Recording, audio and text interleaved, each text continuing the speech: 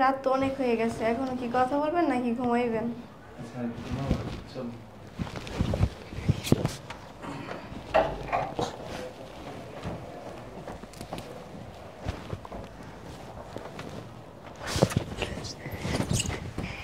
আম্মু। বাবা তুই? এই আম্মু মানে কে ছিলে? আর তুমি খাটের নিচে কিভাবে আসলা? কি হলো, কথা বলছো না কেন? কে ছিলে? আসলে তোমারে বলতে পারি নাই। বলতে পারি না মানে কে ছিলে? আর তোমাকে আম্মু বলে ডাকছে কেন? আসলে কি বলবো? কি আসলে আসলে তুমি বলো, কে ছিলে? আর তুমি ওকে বাবা বলে ডাকছো কেন? আসলে বাবা তুমি এখানে কিভাবে আসলা? আমি তোমাদের গাড়ির পিছে দৌড়াইতে দৌড়াইতে আসছি। জানো আম্মু, আমাকে 2 দিন ধরে কেউ কিছু খাইতে দেয়নি, আমি অনেক ক্ষুধার্ত। আচ্ছা। ব্যাপার কি? এই ছেলে তোমার ছেলে? তোমার আগে বিয়ে হয়েছিল? কই আমাকে তো সেই কথা বলো নাই। আসলে তোমার আমি বলতে পারি নাই, আমার অন্য জায়গায় বিয়ে হয়েছিল। সেই জায়গাতে আমার জামাই আবার অন্য একটা মেয়ের বিয়ে করছে। এরপরে আমি ওই বাড়ি থেকে আমার তারাই দিছে তারা। এরপরে আমি কই যাও, পরবর্তীতে আমার ফ্যামিলি আবার তোমার কাছে বিয়ে দিছে। তো তাড়াহুড়ো করে বিয়ে দিছে, তোমার কিছু বলতে পারি নাই যে আমার একটা সন্তান আছে। এমন একটা কথা তোমরা আমাকে জানাইলে না, তোমার ফ্যামিলির কেউ জানাইলে না। তোমরা সবাই আমার সাথে চিট করলা, বাটপারি করলা আমার সাথে। তোমরা সবাই বাটপার, তোমাদের ফ্যামিলিটাও বাটপার। আসলে কি বলবো তোমারে, বলার মতো আমি সুযোগ পাই নাই।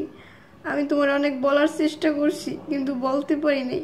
আমি তোমার সাথে কোনো বাটপারগিরি করি নাই। আম্মু, তুমি আমাকে দিয়ে এই জায়গায় আইসা পড়লা কেন? তুমি জানো না আমি তোমাকে ছাড়া থাকতে পারি না। চলো আমরা বাসায় যাইগা। আসো বাবা, তুমি আমার কাছে আসো।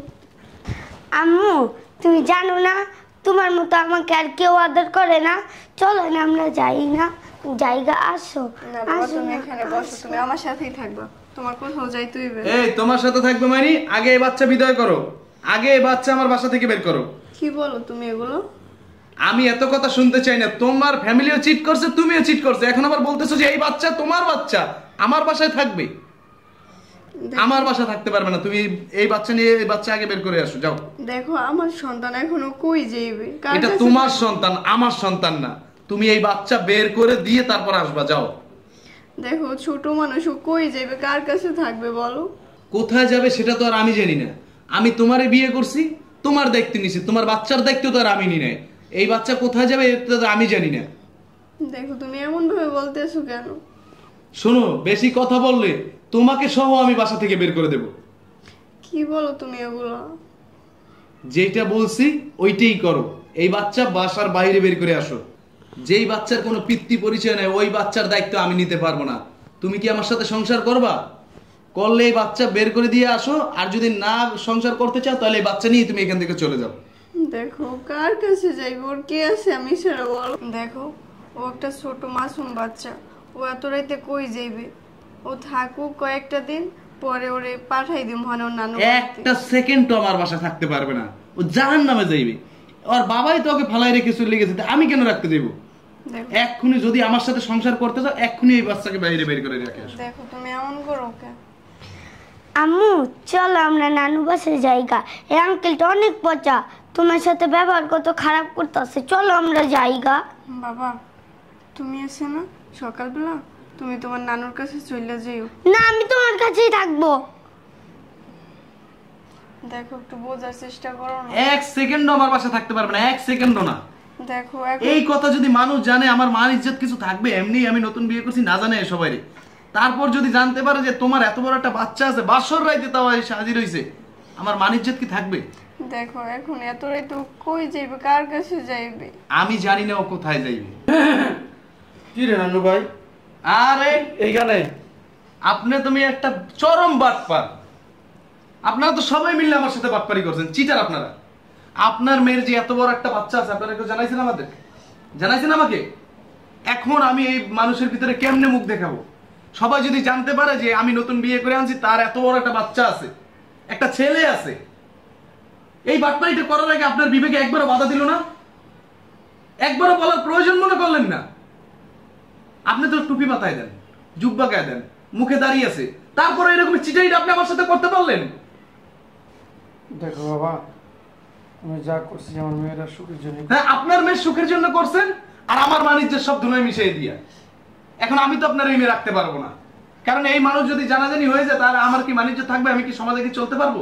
বাবা এই কাজটা তুমি করো না বাবা, আমি মরে লয়ে যেতেছি, ও আর কোনোদিন তোমাদের এখানে আমি আপনার মেয়েও রাখবো না, আপনি সব নিয়ে চলে যান, দাদু আর ভাই, কখনো আমার বাসার সামনে আসবেন না। এখানে কেন হয়েছে দাদু ভাই? আমার সাথে আসবে। আম্মু আপনারা চরম চিটার, বাটপার। দেখো তুমি এমন ভাবে বলো কেন? এই তুমি চুপ থাকো। চল দাদু ভাই, আমি আম্মুকে ছাড়া যাব না। দাদু ভাই চলো আমরা যাই, এখানে থাকবো না। চলো। ছাড়ো, আমি আমার আম্মুরে ছাড়া কোথায় যাব না। এই শুনেন, আপনি যদি আপনার মেয়ে যদি চান যে আমার সাথে সংসার করুক, তাহলে আপনি এই বাচ্চা এক্ষুনি সরান। এই বাচ্চা নিয়ে আর কোনো সময় আমার বাড়ির সামনে আসবেন না। নানু ভাই লক্ষ্মী, নানু ভাই আমার পাগলাম করিস না ভাই, চল আমরা আমি চলে যাই। বলতাছি না আমি আমার আম্মুর কাছেই থাকবো। তুমি যদি আমার সাথে সংসার করতে চাও তাহলে এক্ষুনি এই বাচ্চাকে বাইরে বের করো। আয় নানু ভাই আমরা চলে যাই। নানু ভাই ছাড়ো, আমি আমার মাকে ছাড়া কোথাও যাব না। দাঁড়াও বাবা, আমিও যেমন, যার সুখ হয় তার প্রথম বিয়েতেই সুখ হয়, আর যার সুখ হয় না তার হাজার বিয়েতেও সুখ হয় না বাবা। আমি বুঝছি বাবা, আমার কপালে কোনো সুখ নাই, আমার স্বামীর দরকার নাই, সংসারেরও দরকার নাই, আমার বাকি জীবনটা আমার সন্তান নিয়ে কাটাতে চাই।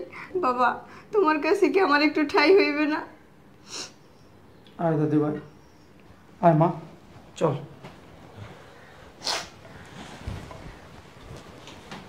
শোনো বাবা, আমি আমার মেয়ের সুখের জন্য অনেক চেষ্টা করছি। আসলে আমার মেয়ে সত্যি কথাই বলছে, সুখ সবার হয় না। ঠিক আছে, আমার মেয়েকে আমি নিয়ে গেলাম, তুমি ভালো থেকো। চল মা।